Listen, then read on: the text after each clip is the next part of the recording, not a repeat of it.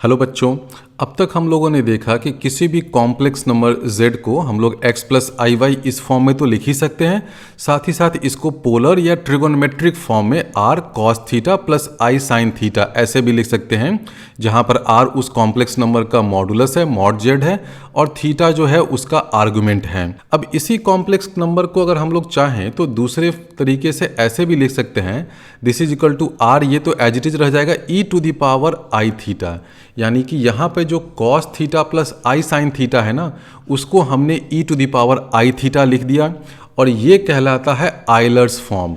Euler's form या Euler's formula. तो Euler's formula में क्या हो जाता है, e to the power I theta को हम लोग लिख सकते हैं cos थीटा प्लस आई साइन थीटा।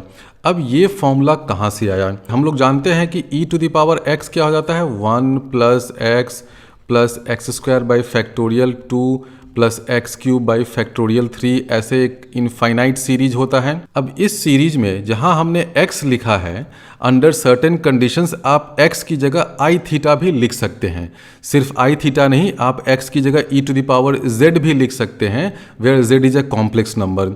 तो अभी तो सबसे पहले हम लोग x की जगह आई थीटा अगर सब्स्टिट्यूट करें तो देखिए क्या हो जाएगा, e to the power I theta is equal to 1 plus i theta plus, अब यहाँ पर क्या करना होगा, आई थीटा होल स्क्वायर। अब आई थीटा होल स्क्वायर क्या हो जाएगा, आई स्क्वायर -1 होता है तो हो जाएगा माइनस थीटा स्क्वायर बाई 2। तो इसको हम लोग ऐसे लिख दें, minus theta square by factorial 2 plus, अब अगला टर्म क्या हो जाएगा, एक्स क्यूब, यानी कि आई क्यूब होता है माइनस आई, तो इसको हम लोग ऐसे लिख दें minus i theta cube by factorial 3 plus अगला टर्म आएगा i to the power 4 theta to the power 4, i to the power 4 होता है 1, तो ये हो जाएगा theta to the power 4 divided by 4 factorial. इस तरह ये आगे बढ़ता रहेगा। अब इस रिलेशन में RHS में जितने भी रियल टर्म्स हैं उनको आप एक साथ कर दीजिए, इमेजिनरी टर्म्स को एक साथ कर दीजिए। तो रियल टर्म्स में क्या क्या आएगा, 1 minus theta square by 2 factorial plus theta to the power 4 by 4 factorial, उसके बाद एक theta to the power 6 by 6 factorial आएगा। तो उन सभी को एक साथ करिए और आई थीटा इन सभी को एक साथ करिए, तो आपको दिख जाएगा कि e to the power I theta जो है वो कॉस थीटा प्लस आई साइन थीटा के बराबर होता है। इसको मैं थोड़ा सा कर देता हूँ। अब यहाँ तक तो लोगों को समझ में आ ही गया होगा। इसमें से रियल वाले को एक साथ करिएगा तो होगा 1 minus theta square by factorial 2 plus theta to the power 4 by 4 factorial, फिर इधर माइनस आगे के टर्म्स आएंगे, प्लस करिए आई। अब इधर में क्या होगा, थीटा माइनस यहाँ पर आएगा theta cube by 3 factorial plus आएगा theta to the power 5 by 5 factorial. ये आगे ऐसा बढ़ता जाएगा, डैश डैश है यहाँ पे। तो अब देखिए क्या हुआ, ये वाला पार्ट तो हो जाएगा कॉस थीटा। कॉस थीटा का अगर आप एक्सपेंशन जानते हैं तो आप देखेंगे कि ये हो गया कॉस थीटा, प्लस ये वाला एक्सपेंशन हो गया साइन थीटा का। तो e to the power I theta क्या मिल गया आपको, e to the power I theta की वैल्यू हो गई cos theta plus i times sine theta. तो किसी भी कॉम्प्लेक्स नंबर z को, जिसको हम लोग ऐसे लिखते हैं x plus i y, Euler's form में ऐसे भी लिख सकते हैं r e to the power I theta, where r is modulus of that complex number mod z and theta is argument of that complex number. अब आप कहेंगे कि इस आर्ग्यूमेंट में हम लोग प्रिंसिपल वैल्यू लें कि कोई भी जनरल वैल्यू ले लें, तो आप कुछ भी लीजिए, कोई फर्क नहीं पड़ता है। आर्ग्यूमेंट ऑफ z की कोई भी वैल्यू ले लीजिए या प्रिंसिपल वैल्यू ले लीजिए, z की सेहत पे कोई फर्क नहीं पड़ता है। आर्गुमेंट हमेशा ध्यान रखिए एक ऐसा सेट है जिसमें इनफाइनाइट नंबर ऑफ, अगर आपको लिखने को बोला जाए कि बेटे आर्ग्यूमेंट ऑफ z ये कैसा सेट होगा, तो ये सेट होगा थीटा, फिर इसमें आ जाएंगे थीटा प्लस 2k पाई, यानी कि ये तो इनफाइनाइट नंबर ऑफ एलिमेंट्स वाला सेट हो गया ना। थीटा तो रहेगा ही, थीटा प्लस माइनस 2 पाई, थीटा प्लस माइनस 4 पाई, वो सभी होंगे। तो इतने सारे जो एलिमेंट्स हैं ना, उसमें से आप कोई भी एक एलिमेंट ले लीजिए और थीटा की जगह सब्स्टिट्यूट कर दीजिए, कोई फर्क नहीं पड़ने वाला है। प्रिंसिपल वैल्यू ऑफ आर्गुमेंट लीजिए या कोई भी आर्बिट्रेरी वैल्यू ऑफ आर्गुमेंट ले लीजिए, इस सेट से कोई फर्क नहीं पड़ेगा। कॉम्प्लेक्स नंबर को इस फॉर्म में लिखने से फ़ायदा ये होता है कि मान लीजिए एक कॉम्प्लेक्स नंबर z1 है, r1 e to the power I theta 1, दूसरा कॉम्प्लेक्स नंबर z2 है, r2 e to the power I theta 2।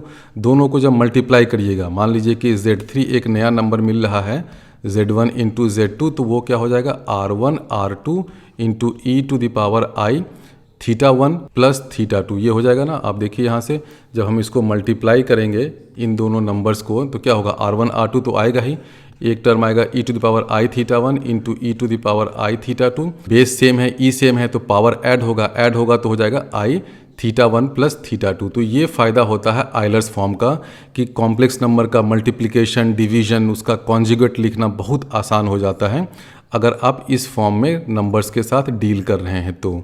और यहाँ से आप ये भी देख सकते हैं कि जो मॉडुलस ऑफ प्रोडक्ट हुआ Z1 Z2 ये किसके बराबर हो जाता है, R1 R2, यानी कि modulus of Z1 into modulus of Z2 के बराबर हो जाता है। और ये product of two complex numbers के लिए नहीं लागू होता है। अगर आप इस तरह n कॉम्प्लेक्स नंबर्स को मल्टीप्लाई कर दीजिए तो उनका जो मॉडुलस होगा वो इंडिविजुअल मॉडुलस का प्रोडक्ट हो जाएगा। अब इसमें आर्गुमेंट देखिए क्या होगा। आर्गुमेंट ऑफ Z3 जो है, मान लेते हैं कि उसको हम लोग नाम दे देते हैं θ3 नाम दे देते हैं। ये क्या हो गया, ये है argument of Z1 into Z2, इसका आर्गुमेंट ये क्या हो जाएगा, θ1 प्लस θ2 के बराबर हुआ है ना, इसके बराबर हुआ θ1 प्लस θ2। θ1 प्लस θ2 क्या हो जाएगा, argument of Z1 plus argument of Z2।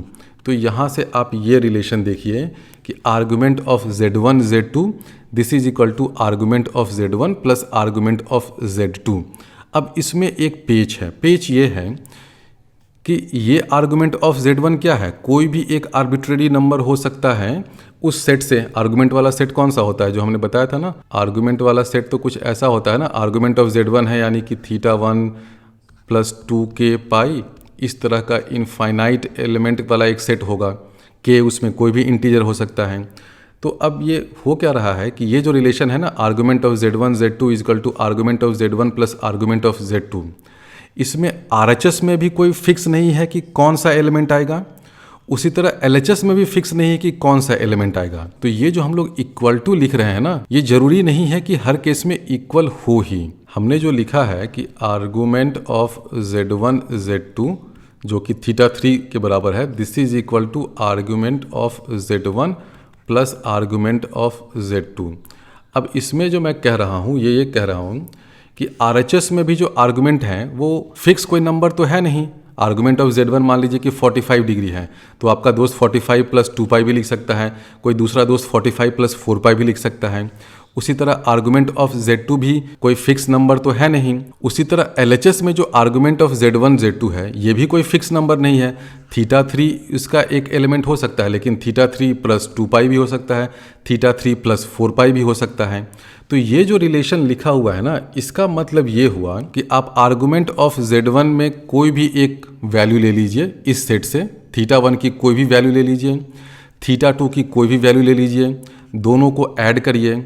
जब दोनों को ऐड करिएगा तो जो नंबर मिलेगा वो इस सेट से, क्योंकि ये भी तो एक इनफाइनाइट सेट है ना, θ3 प्लस 2k पाई वाला, इस सेट के किसी एक एलिमेंट के बराबर होगा। तो इस रिलेशन का ये मतलब हुआ, मतलब ये हुआ कि जो RHS में नंबर आपको मिल रहा है θ1 plus θ2, this number is one of the numbers of LHS set. LHS में भी सेट है, RHS में भी सेट है।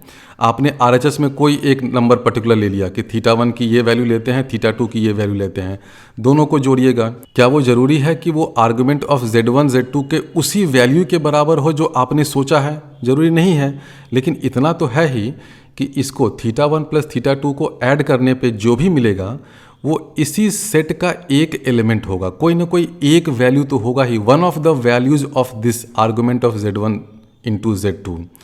अब इस आर्गुमेंट ऑफ Z1 Z2 में जितने भी नंबर्स हैं इस सेट में, सब के सब आपस में 2k पाई के डिफरेंस पे होंगे, where k is a suitable integer. यानी कि इसको अगर मैं ये लिखूं कि θ3 इधर है, θ1 इधर है और θ2 इधर है, तो इसमें हमें 2k पाई का फैक्टर देना पड़ेगा। यानी कि आप ये कह सकते हैं कि θ3 minus θ1 plus θ2 this will be equal to 2k pi. अब ये k की वैल्यू 0 भी हो सकती है, k की वैल्यू कोई भी इंटीजर हो सकती है। ये हमने ऐसा क्यों लिखा? ये इसलिए लिखा क्योंकि θ1 भी आर्बिट्रली आप कुछ भी पिक कर रहे हैं, कोई भी जो आपके मन में आया आपने θ1 ले लिया, θ2 भी आपने कोई भी मन में आया वो ले लिया। इन दोनों को जोड़िएगा तो आपको एक नंबर मिलेगा, एक एंगल मिलेगा रेडियंस में या डिग्री में। उसी तरह θ3 भी आपने आर्बिट्ररी कोई एक एंगल ले लिया, तो ये ज़रूरी नहीं है कि हर केस में ये θ3 इस θ1 प्लस θ2 के बराबर हो। ये तो आपकी मर्जी पे है ना कि आप कौन सा एंगल चूज़ करते हैं। लेकिन ये ज़रूरी है, ये बिल्कुल पक्का है कि इस θ1 प्लस θ2 को ऐड करने पे जो भी नंबर मिलेगा और इस θ3 का जो भी नंबर आप आर्बिट्ररी पिक कर लेते हैं, उन दोनों का डिफरेंस 2 के पाई के बराबर होगा। ये बिल्कुल ज़रूरी है। दूसरा पॉइंट इसमें आप ये ध्यान में रखिए कि मान लीजिए कि आप फिक्स कर देते हैं कि हम θ1 कोई आर्बिट्ररी वैल्यू नहीं लेकर के प्रिंसिपल वैल्यू लेते हैं, ठीक है। प्रिंसिपल वैल्यू किसको बोलते हैं? जो -π और पाई के बीच में लाई करता है। तो आपने θ1 की भी प्रिंसिपल वैल्यू ली, θ2 की भी प्रिंसिपल वैल्यू ले ली, तो क्या ये ज़रूरी है कि ये जो θ3 आपको मिलेगा θ1 प्लस θ2, क्या ये भी प्रिंसिपल वैल्यू के बराबर होगा? बिल्कुल ज़रूरी नहीं है। फॉर एग्जाम्पल मान लीजिए θ1 की वैल्यू है 0.9 पाई, ये तो प्रिंसिपल वैल्यू हो गया ना, देखिए, क्योंकि ये पाई से छोटा है। उसी तरह θ2 भी मान लीजिए कि है 0.9 पाई, दोनों को जब ऐड करिएगा तो आपको मिल जाएगा 1.8 पाई। तो θ3 की वैल्यू आपको मिल तो गई 1.8 पाई, लेकिन क्या ये प्रिंसिपल वैल्यू है? नहीं है, क्योंकि ये पाई से ज़्यादा है। तो उस केस में भी आपको यहाँ पर +2 के पाई करना पड़ेगा, where k is a suitable integer. इस केस में आपको k की वैल्यू -1 रखिए, 1.8 पाई -2 पाई करिए तो आपको प्रिंसिपल वैल्यू मिल जाएगा। तो ये इसमें ध्यान रखिएगा, और ये इसलिए होता है क्योंकि आर्गुमेंट जो है वो यूनिक नहीं होता है जब तक आप उसमें प्रिंसिपल वैल्यू वाली बात ना डालिए। आर्गुमेंट जो है वो एक इनफाइनाइट एलिमेंट वाला सेट है। आपकी मर्जी है कि आर्गुमेंट ऑफ Z1 आप क्या लेते हैं, आर्गुमेंट ऑफ Z2 आप क्या लेते हैं, आर्गुमेंट ऑफ Z1 Z2 क्या लेते हैं, तो आप कुछ भी पिक कर लीजिए। तो हर केस में ये कहना कि भाई θ3 इजिकल टू θ1 प्लस θ2 हो जाएगा, यानी कि argument of product is equal to argument of Z1 plus argument of Z2, हर केस में ये ट्रू नहीं होगा। लेकिन हर केस में ये जरूर ट्रू होगा कि अगर आप ये करिएगा θ3 माइनस θ1 प्लस θ2, तो ये जो है वो 2 के पाई के बराबर होगा। क्योंकि आप यहाँ से कोई भी नंबर लीजिए, इन दोनों को ऐड करने पे जो नंबर आएगा वो इस आर्गुमेंट वाले सेट में से किसी एक वैल्यू के बराबर तो होगा ही। और यहाँ पर आपने एक आर्बिट्ररी नंबर लिया है, वो नंबर और इन दोनों का सम, दोनों क्या है, इस सेट में लाई कर रहे हैं। θ3 प्लस 2 के पाई वाला सेट है ना, इस सेट में θ3 भी लाई कर रहा है, θ1 प्लस θ2 भी लाई कर रहा है। अब हमें मालूम है कि इस सेट में जो इनफाइनाइट एलिमेंट्स हैं, किसी भी दो एलिमेंट के बीच में 2 के पाई का डिफरेंस होगा, where k is a suitable integer. k 2 भी हो सकता है, 0 भी हो सकता है, 5 भी हो सकता है, जो चाहे हो सकता है। तो हम लोग ये हमेशा कह सकते हैं कि θ3 minus θ1 plus θ2 this will be equal to 2 k पाई। अब जनरली हम लोग क्या करते हैं कि k की वैल्यू 0 ले लेते हैं, क्योंकि अभी जब हम लोग geometrical representation of complex number की बात करेंगे तो θ1 तो हम लोग प्रिंसिपल वैल्यू ही लेते हैं, θ2 भी प्रिंसिपल वैल्यू लेते हैं, और जब ये सब मल्टीप्लाई वगैरह करते हैं तो जनरली जो θ3 की वैल्यू आ जाए, सिंपल इनका एडिशन करने के बाद उसी को मान लेते हैं, क्योंकि वो भी एक तो आर्गूमेंट ही है ना। भले मान लीजिए कि θ1 0.95 है, θ2 0.95 है, दोनों को ऐड किया 1.8 पाई, तो ये गलत तो नहीं हुआ। 1.8 पाई जो है वो इस प्रोडक्ट का आर्गुमेंट है, भले प्रिंसिपल वैल्यू नहीं है लेकिन आर्गुमेंट तो है ही। इसलिए ज्योमेट्री समझने के लिए आप इस रिलेशन से काम चलाइए कि argument of Z1 Z2 is equal to argument of Z1 plus argument of Z2। अभी तो हमने प्रोडक्ट ऑफ 2 कॉम्प्लेक्स नंबर लिया, उसी तरह अगर आप डिवाइड कर दें Z2 बाई Z1 तो ये क्या हो जाएगा, R2 by R1 into e to the power i θ2 minus θ1। तो यहाँ से आप देख सकते हैं कि modulus of Z2 by Z1 क्या हो जाएगा, ये R2 बाई R1 हो जाएगा।